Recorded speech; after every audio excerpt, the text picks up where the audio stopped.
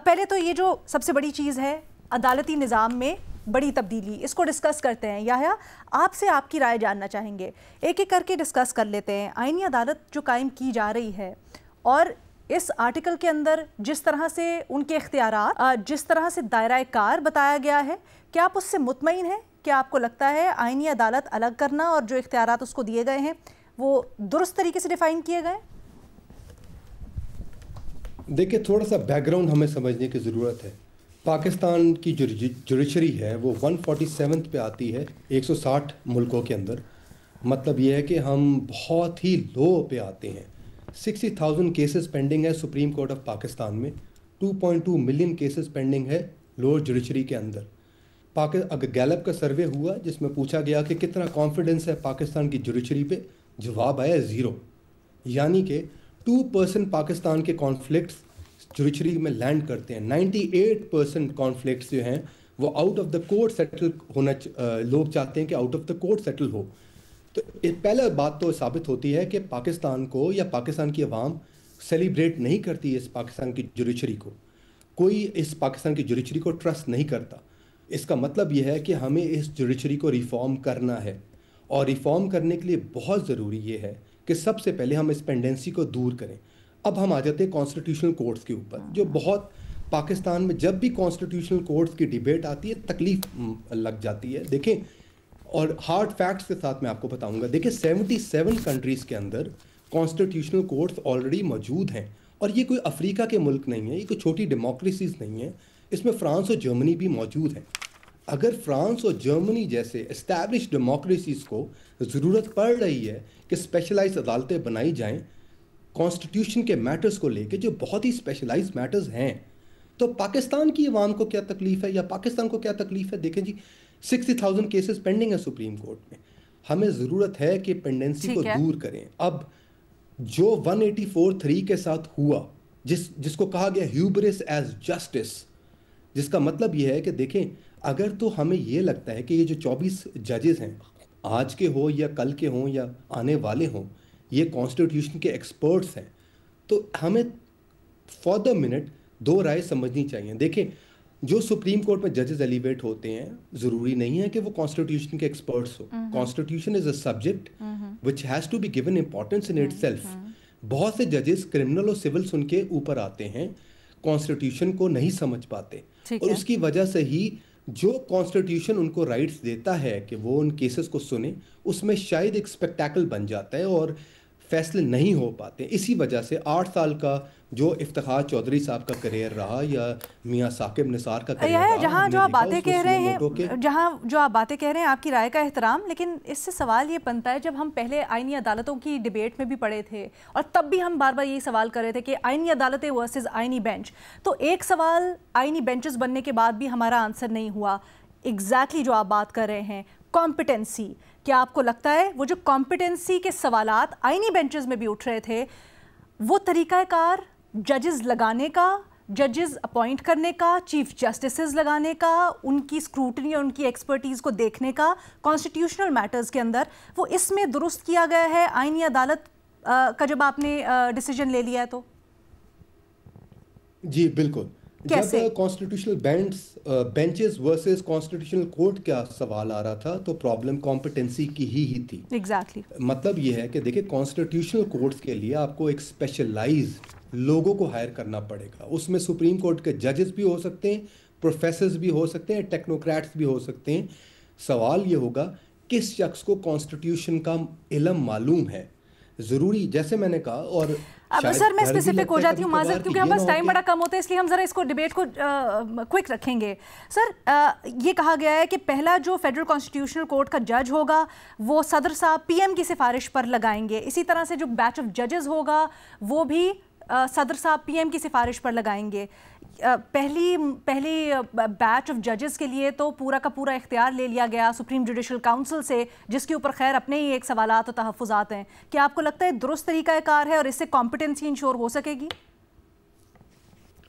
بالکل، دیکھیں، جو میکینزم ہے جس طریقے سے اس کی انڈیپینڈنس کو گارنٹی آپ نے کرنا ہے, that's a question that the parliamentarians کو ڈیسائیڈ کرنا ہوگا, ڈیبیٹ کرنا ہوگا. انڈیپینڈنس آف جوڈیشری کے خلاف کوئی نہیں ہے, لیکن ایفیشنسی آف دا جوڈیشری کے خلاف تو سب ہی ہیں. ہم ایک دیکھیں, کانسٹیٹیوشن آف پاکستان کی عوام نے بنایا ہے پاکستان کے فائدے کے لیے, پاکستان کی عوام کے فائدے کے لیے. اگر اس پاکستانی عوام کو ایسی جوڈیشری سے فائدہ نہیں ہو رہا تو پلیز فار اے منٹ اس انڈیپینڈنس کا جو منترا ہم لے کے پوری دنیا میں پھرتے رہتے ہیں اس کو سائڈ پہ رکھ دیں. ہمیں ایسی جوڈیشری بنانی ہے جو پاکستان کی عوام کے لیے افیکٹو ہو, جو میرے جیسے اور آپ کے جیسے لوگوں کے لیے افیکٹو ہو. اس کا میکینزم ضرور پارلیمنٹ ڈیبیٹ کرے, اس کو بہتر سے بہتر بنائے, لیکن پلیز اس انڈیپینڈنس آف جوڈیشری کے اس فارمولا کے پیچھے چھپ کر ایسی جوڈیشری نہ کریٹ کرے جو دنیا کے لیے ایک بدترین ایگزامپل بن کر اور ہماری عوام کے لیے بدترین ایگزامپل ہو.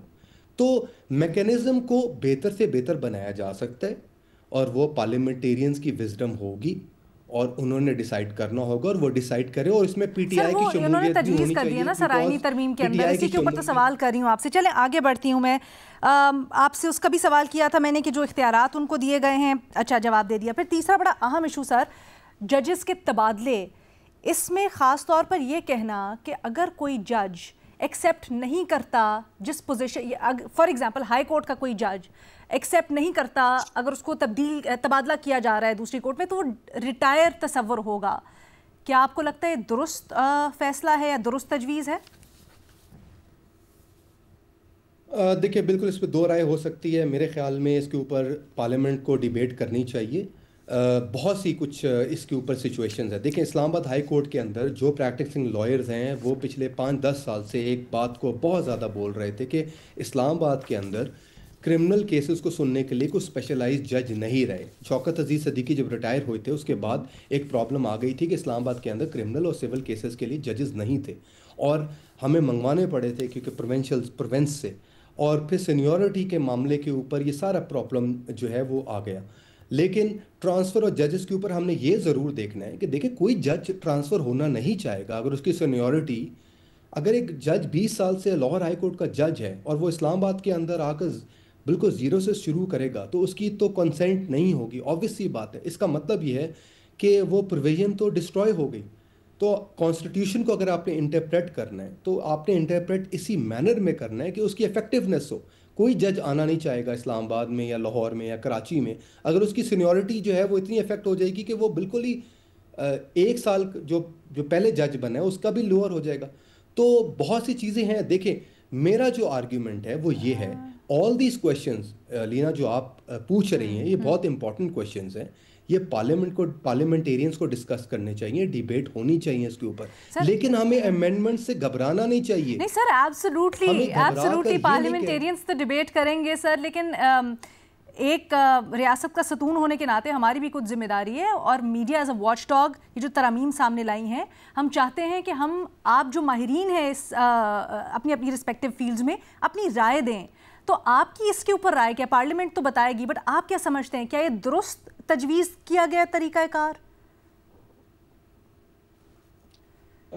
دیکھیں میں یہ سمجھتا ہوں کہ اگر تو ججز کی ٹرانسفر ہوتی ہے تو ججز کی ٹرانسفر کا میکینزم ایسا ہونا چاہیے جس میں ججز کی کنسنٹ جو ہے وہ کسی کنڈیشن کی وجہ سے رینڈر نہ ہو جائے ایز اے فیوٹائل ایکسرسائز. جس طریقے سے اگر تو ایک جج 20 سال سے لاہور ہائی کورٹ میں جج تھا اور وہ اسلام آباد کے اندر زیرو سے اسکریچ سے شروع ہوگا تو دا کنسنٹ از فیوٹائل. مطلب میں تو نہیں موو کروں گا اگر میں جج ہوتا تو میں ایگزیکٹلی یہ پوچھ رہی ہوں. تو ابھی جو طریقہ کار دیا گیا ہے, جو تجویز کیا گیا ہے, اس میں تو کہا گیا ہے کہ اگر آپ نہیں راضی ہوتے تبادلے کے اوپر تو آپ ریٹائر تصور ہوں گے. تو آپ کے خیال میں یہ غلط تجویز ہے, اس کے اوپر نظر ثانی کرنی چاہیے حکومت کو؟ جی بالکل علینا, مجھے لگتا ہے کہ اس میں نظر ثانی ہونی چاہیے. میرا بالکل یہ اوپینین ہے. ٹھیک ہے. آئینی عدالت کے قیام کے ساتھ آپ اتفاق کرتے ہیں, جو انہوں نے جس طرح سے اس کا ایمبٹ کیا ہے وہ بھی جو محدود کیا گیا ہے دائرہ اختیار سپریم کورٹ کا, اس سے بھی آپ اتفاق کرتے ہیں؟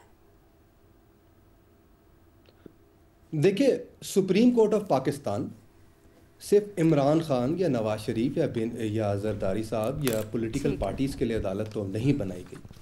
सुप्रीम कोर्ट ऑफ पाकिस्तान मेरे और आपके लिए अदालत बनाई गई। क्या हमें ट्रस्ट है अपनी सुप्रीम कोर्ट पे कि वो टाइमली डिसीजन देगी, इफेक्टिव डिसीजन देगी, खास तौर पे एक अदालत जिसके पास 60,000 केसेस पेंडिंग है? नहीं, एब्सोल्युटली सर, हम तो उससे बड़े आगे निकल गए ना। अब तो हम इस मरहले पे आ गए कि आपने कह दिया कि हम इनके लिए ये ज़ाब्ते बना रहे हैं, इसके अंदर इनको रहना होगा। क्या ये जो ज़ाब्ते बनाए गए हैं उनके लिए इसके बाद आप समझते हैं माहिर कानून के तौर पर कि वो डिलीवर कर सकेंगे जो हम उनसे चाहते हैं? जी बिल्कुल बिल्कुल। देखिए, कॉन्स्टिट्यूशन के मैटर्स को अगर आप सेपरेट करेंगे और आप इनको एपलेट पावर्स देंगे सिविल और क्रिमिनल मैटर्स पे, तो ज़रूर इसमें बेहतरी आएगी। ज़रूरी ये है, सबसे इम्पोर्टेंट, मैं फिर से एक बार आखिरी बात कर लूँ, ज़रूरी ये है कि हम पेंडेंसी ऑफ केसेस को रिड्यूस करें। पेंडेंसी ऑफ केसेस रिड्यूस होंगी अगर कॉन्स्टिट्यूशनल मैटर्स की, because constitutional matters is a time taking process. ये कोई छोटे मैटर्स नहीं होते, इस पर टाइम लगता है। और मुझे नहीं लगता कि 24 जो जजेस सुप्रीम कोर्ट में हैं वो कॉन्स्टिट्यूशनल एक्सपर्ट्स हैं। इनको प्लीज़ कॉन्स्टिट्यूशनल एक्सपर्ट्स के पास दे दें ताकि पाकिस्तानी अवाम जो है वो सुप्रीम कोर्ट में अपने केसेस जो हैं वो टाइमली रिजॉल्व होना देखें। आप कहना चाह रहे हैं कि ये जो सुप्रीम कोर्ट में एग्जिस्टिंग जजेस हैं इनको भी उधर ट्रांसफर ना किया जाए, बल्कि बिल्कुल एक नई फ्रेश लॉट ली जाए जो कॉन्स्टिट्यूशनली बड़ी इक्विप्ड हो।